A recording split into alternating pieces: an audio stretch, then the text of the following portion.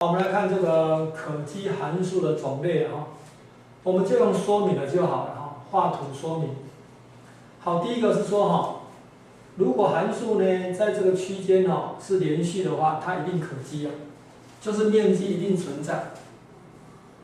好，就像这种连续的话哈，它面积的话呢一定存在，哦，这很直观嘛。好，第二个是说呢。如果呢，它只是有限个间断点的话，那么呢，它面积也是存在。哦，就像这种的，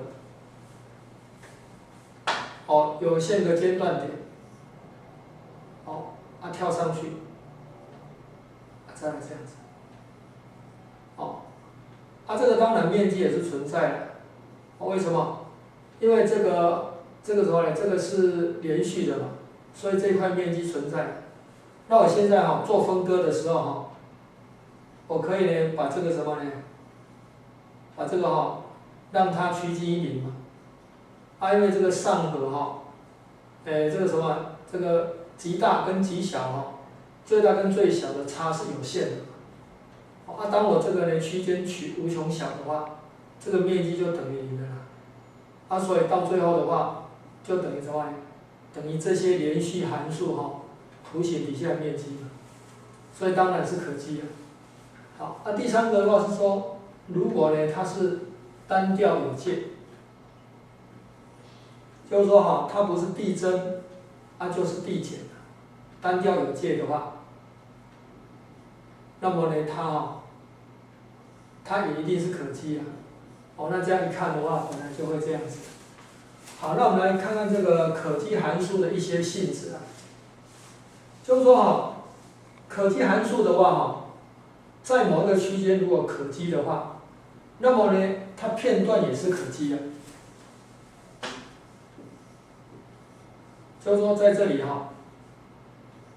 它是可积的话，那么它片段，你在这里呢随便取一段的话，这面积也是存在的，而且这个片段的这个面积当然你不要再积回来，你不要积过去以后再积回来。我们假设它积的方向呢是保持一致的话，那么你片段积出来的面积呢一定比什么呢？原来面积要小。我就说 A 到 B 如果是黎曼可积的话，那你从中间的话取个片段的话，它也是可积的。好，那这个就是这一点。就是说，如果在 A、B 可积的话，那我在里面呢取一小段的话，它也是可积的。好，那反过来的话，每个片段都可积的话，全部加起来的话也是可积的。这个3这一点的话呢，那我可以证明这个，就是说F 在 A 上可积的话，那么它取绝对值也是可积，为什么呢？因为这个函数它有可能什么呢？有可能是有时候正有时候负嘛。那因为呢，一个函数在一个区间可积的话，它片段可积嘛，所以我就什么呢？我就取这个片段。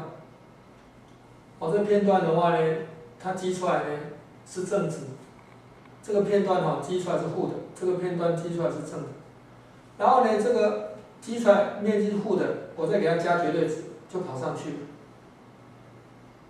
所以呢，这个函数取绝对值这个函数的话也是可积的。为什么？因为这一部分你只是把它给本来从负的变成正的而已。好，你再把它乘以一个什么？乘以一个常数也是可积的。为什么？因为我们那个黎曼这个积分这个我们这个黎曼和的话，我们是怎么取的？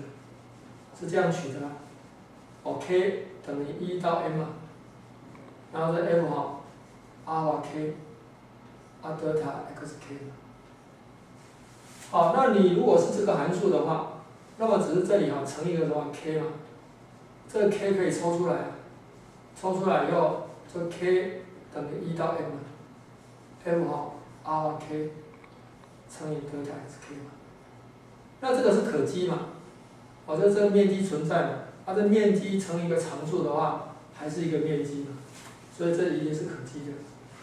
好，那两个函数呢个别可积的话，那么加起来或减也是可积啊，那就从这里就可以看得到了。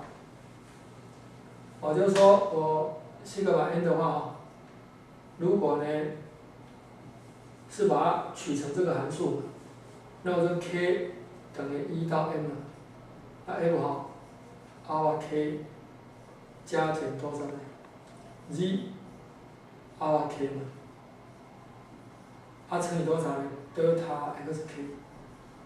把它乘进去以后的话，就可以把它拆开来 ，k 等于1到 n f alpha k 德塔 xk 嘛，再加减多少呢 ？k 等于1到 n， 然后 z alpha k， 乘以德塔 xk。这个个别可积嘛，所以它面积存在，这个值都存在的。两个存在的值加起来的话，还是一个值，所以呢，两个函数加减的话呢，还是离半可积。这两个的话，刚刚我们讲过了，就是说，如果你在一个区间可积的话，那片段也是可积的，或者说个别片段可积的话，你把它合起来也是可积的。